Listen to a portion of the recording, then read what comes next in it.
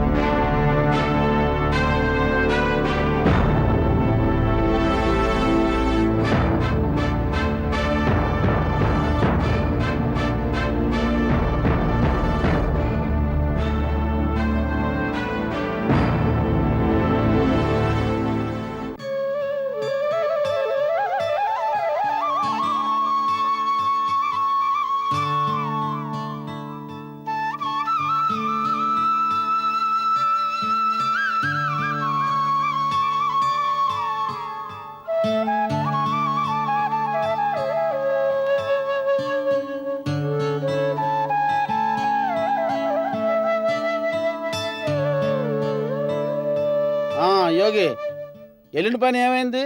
ఇంకెప్పుడు మనల్ని ఎదిరించకుండా ఉండేలా ఫుల్ డోస్ ఇచ్చి వచ్చావు కదా. బాబా అది అసలు ఏం జరిగిందంటే ఆ సేటుగాడు ముందే ప్లాన్ చేసుకున్నాడు. వాళ్ళ 4 మనుషులు నా మీద కత్తులు కటాలతో అటాక్ చేశారు. అయితే ఆ సేట్ ప్లాన్ ముందే తెలుసుంటే నేను కూడా మన వాళ్ళని తీసుకెళ్లేవాడిని. ఆహా, అక్కడికి నేను ఒక్కడిని, వాళ్ళు 4. ఏం చేయాలో అర్థం కాలేదు.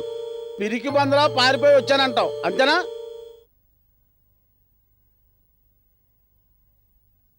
ఒరేయ్, ఈ స్వీట్లు తీసుకుని వెళ్ళి మన వాళ్ళందరికీ పంచాలి. మరో మాట, మా యోగి 4 రౌడీలు చూసి తోక ముడుచుకొని వచ్చిన శుభ సందర్భాన ఈ స్వీట్లు పంచుతున్నామని మరీ మరీ చెప్పి పంచండి. ఇంకో విషయం, జనవరి 26వ తారీఖు రిపబ్లిక్ డే రోజు నాకు గుర్తు చేయండి. ఎందుకంటే మన యోగికి పరమవీర చక్రాన్ని బిరుదిప్పిస్తా. రే మర్చిపోద్దు రోయ్.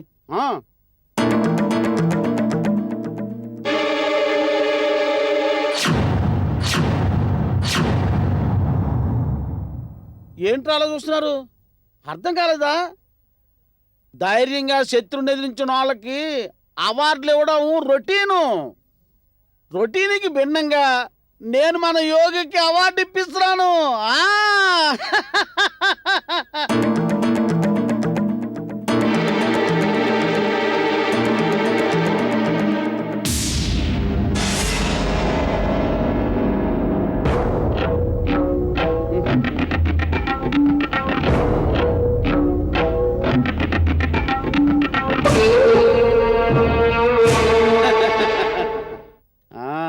ఏంట్రా యోగి, నీ ముఖంలో ఉద్రేకం చూస్తుంటే రక్తం మరిగిపోయి నరాలు తెగిపోయినంత టెన్షన్ కనిపిస్తుంది.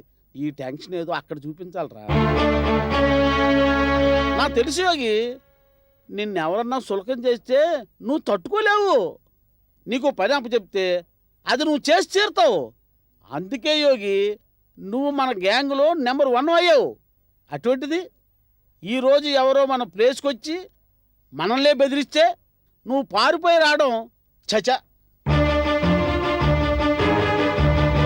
చూడు యోగి, మనం ఒక ఇష్యూ టేకప్ చేసామంటే అది కంప్లీట్ చేసే తీరాలి. లేదంటే మార్కెట్లో ప్రతి ఒక్కడు మనల్ని చూసి తల పైకి ఎగరేస్తాడు. ఈ ధీరస్ బాబా ముందు ఎవ్వడు తల ఎగరేయకూడదు.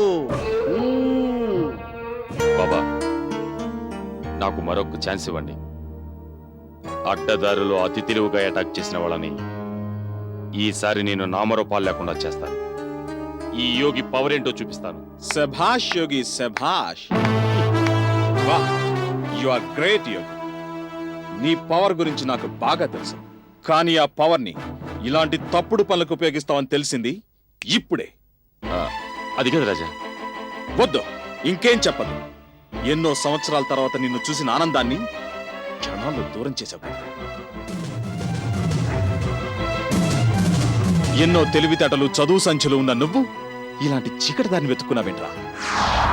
రౌడీయిజం, దాదాగిరి చేయటం నీకు వెన్నతో పెట్టిన విద్యని తెలిసింది. నీ గురించి అంతా తెలిసింది. నిన్ను అభిమానించే స్నేహితుడికి అబద్ధం చెప్పగలవని కూడా తెలిసింది. ఇదిగో నీ కీస్. వాళ్ళ అకారణంగా నన్ను కొట్టారు, అందుకే హాస్పిటల్ పాలయ్యారు.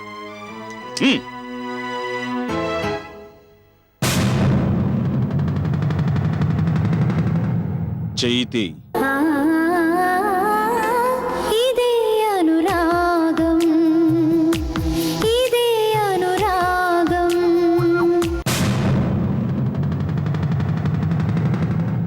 చైతి, నిన్నే తీస్తావా తీయవా? షాబాష్, నువ్వు నాకు నచ్చావు. నీ ధైర్యం ఇంకా బాగా నచ్చింది. కానీ నువ్వు నాకు నచ్చలేదు. ఈ రౌడీజం అంటేనే నాకు పరమ అసహ్యం. నీ ఇష్టాలు తర్వాత మార్చుకుందుగానిలే, ముందు నా మాట విను. ఈ బాబా సామ్రాజ్యంలో నీలాంటి వాడు ఒక్కడున్నా చాలని నా అభిప్రాయం. నీలాంటి వెధవల్ని ఒక్కొక్కరిని తెగ నరికితే గాని ఈ దేశం బాగుపడదని నా అభిప్రాయం. Mind it.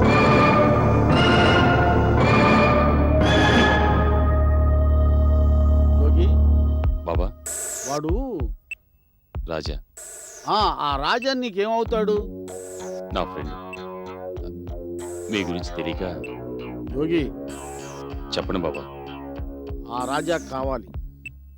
నువ్వేం చేస్తావో నాకు తెలియదు, కానీ ఆ రాజా నాకు కావాలి. నా రూట్లోకి రావాలి. నా రాజాకేమీ కాదు, వాడు చిరంజీవి రాజా. అయినా ఇంత లేట్ అయింది అంటే మధ్యలో ఎవరైనా ప్రాణాపాయ స్థితిలో ఉన్న వాళ్ళు తగులుంటారు. వాళ్ళని ఏ హాస్పిటల్కో తీసుకెళ్ళుంటాడు. అవును, అదే జరుగుంటుంది, అదే జరుగుంటుంది. లేదు, ఎంత వద్దనుకున్నా నా మనసు ఏదో కీడు శంకిస్తుంది. ఆ శ్రీని సాయినాథుని గుడికి వస్తానని ఇప్పుడు మొక్కుకుంటా. బాబా, సాయి బాబా.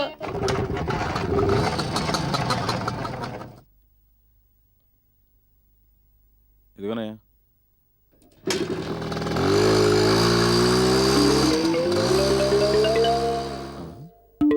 ఇదేంట్రా? దేవుడికి మొక్కుకుంటున్నాను రాజా. ఏమని మొక్కుంటున్నావురా? ఎందుకు లేట్ అయిందని అమ్మ అడిగితే నీ గురించి గ్రేట్ గా చెప్పే ధైర్యం నాకెమ్మని. ఆహా, అయితే ఏమని చెప్తావు మై డియర్ టింకు రాజా? నీ హీరోయిజం గురించి, ఆ తర్వాత తిరిపోయే నీ ఫైట్ గురించి, ఆహా, బెదరగొట్టే నీ లుక్స్ గురించి. హ్మ్. ఓకే? ఆ, ఏం ఓకేరా తండ్రి, నీకు పుణ్యం ఉంటుంది. ఈ టైప్ లో నోరు జారకు నాయనా. ఏ ఎందుకని? ఎందుకేమిట్రా, మనం ఇలా ఫైటింగ్ చేసామని తెలిస్తే ఇంకేమైనా ఉందా? సరే చెప్పనులే పద. ఏంటి పద? ముందు నువ్వు వెళ్ళి అమ్మని మాటల్లో పెట్టు, వెనకాలే నేను వస్తా. ఉహు, నాకు తెలీదు, నువ్వు కూడా రా. ఒరే ఒరే ఒరే ఒరే, నా బంగారు కొండ కదూ, నా ప్లాటినం దిండు కదూ, ప్లీజ్ రా, ముందు నువ్వు వెళ్ళరా. ఉహు, చచ్చినా వెళ్ళను, నువ్వు కూడా వస్తేనే వెళ్తా. అమ్మా! సరే పద, తప్పుతుందా? త్వరగా పద.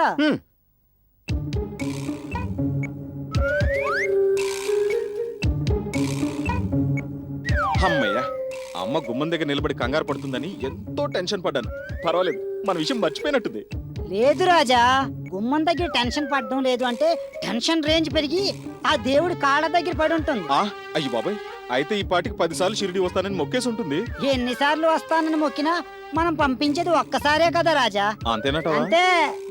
అయితే పద. ఉమ్. రేయ్, చెప్పింది గుర్తుంది కదా, మనం గొడవపడి వచ్చిన విషయం మాత్రం అమ్మకి చెప్పొద్దు. సరే, నేనంటే చెప్పను గాని నీ ముఖం చూస్తే అర్థం కాదా? రేయ్, ఆ!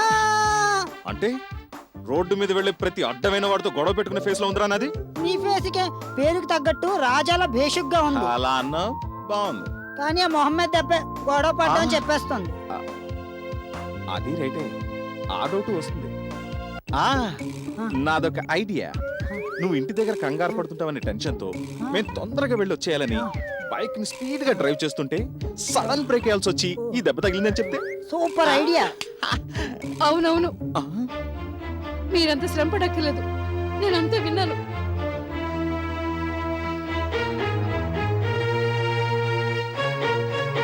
అమ్మా అమ్మా అమ్మా అమ్మా. అంత కోపంగా లోపలికి వెళ్ళింది అంటే గాజు ముక్కలు నోడడం మొదలు పెట్టిందేమో. అమ్మో అమ్మా అమ్మా అమ్మా అమ్మా అమ్మా అమ్మా అమ్మా, నా మాట విను. అసలు జరిగింది ఏంటంటే, వద్దు, నువ్వు నాకేం చెప్పొద్దు. ఒక చిన్న మంచి పని కోసం నువ్వు ప్రాణాలైనా లెక్క చేయవని నాకు తెలుసు. నువ్వు చెప్పింది విన్నాక నిన్నేమీ అనాలనిపించదు. ఉహుం, నువ్వు మారు. అందుకే నేనే మారిపోయి ఆ సాయన సన్నిధికి వెళ్ళిపోతాను. అమ్మా అమ్మా, నేను చెప్పేది వినమ్మా. ఇంక నాకేమీ చెప్పొద్దు. నీకేదన్నా అయితే నేనేమైపోతానన్న విషయం ఆలోచించకపోయినా పర్వాలేదు, కానీ నిన్ను నమ్ముకున్న అంతమంది ఏమైపోతారోనని నువ్వు ఒక్కసారి ఆలోచించావా? అలా ఆలోచిస్తే ఇలా వీధి గుండాలతో తలపడతావో చెప్పు. అవునమ్మా, నువ్వు చెప్పేది నిజమే. కానీ ఏం చేయను, మేం మార్కెట్ నుంచి వస్తుంటే మమ్మల్ని యోగి వాళ్ళ మనుషులు అనుకుని ఆ రౌడీలు మమ్మల్ని అటాక్ చేశారు. చేసేది లేక వాళ్ళకి బాగా బుద్ధి చెప్పాను అంతే. అంతే, చక్కగా తేల్చి చెప్పేశావు. నువ్వు టైంకి ఇంటికి రాకపోతే నా గుండె ఎంత దడదలాడిపోతుందో తెలుసా? ఒరే రాజా, కావాలని తొక్కినా పొరపాటును తొక్కినా తాచు పంపగా ఒకేలా ఉంటుంది. ఈ రౌడీ వెదల నైజం కూడా అంతే. దుష్టులకి మనమే దూరంగా ఉండాలన్నా. అమ్మా, నీ భయం గాని మన రాజాకి ఏమీ కాదు. He's a hero. ఏడ్చవలే, వాడు చేసే పనులన్నీ ఎగయడానికి నువ్వొక్కడివి. రాజా, ఆవేశం అనేది ఉరకలేసే నదీ ప్రవాహం లాంటిది. దానికి నిగ్రహం అనే ఆనకట్టు వేసి మనసును అదుపులో పెట్టుకోవాలే గాని ఎదుటి వాళ్ళతో సమానంగా మనం ఎగబడి శత్రుత్వాన్ని పెంచుకోకూడదు. పోనీలే, జరిగిందేదో జరిగింది. పద, స్నానం చేసి పోంచెద్దు గాని కాస్త వేడినీళ్ళన్న కాపడం పెడతాను. పద. సరే.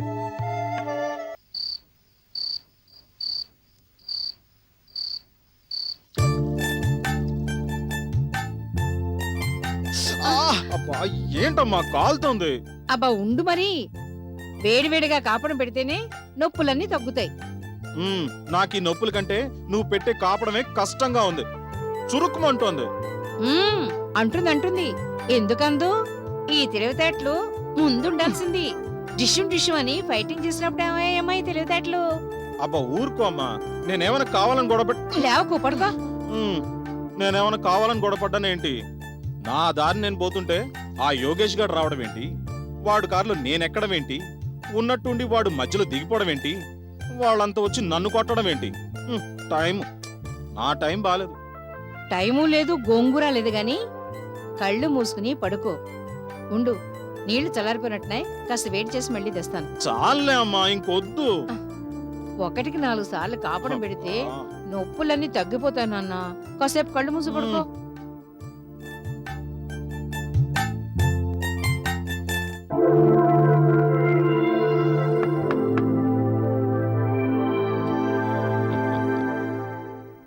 ఎందుకొచ్చావు?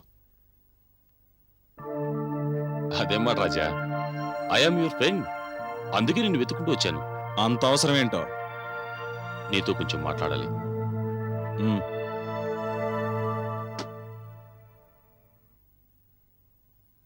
నీ ఇంటి అడ్రస్ పట్టుకోవడం చాలా కష్టం అనుకున్నాను, కానీ చాలా ఈజీగా తెలుసుకున్నాను.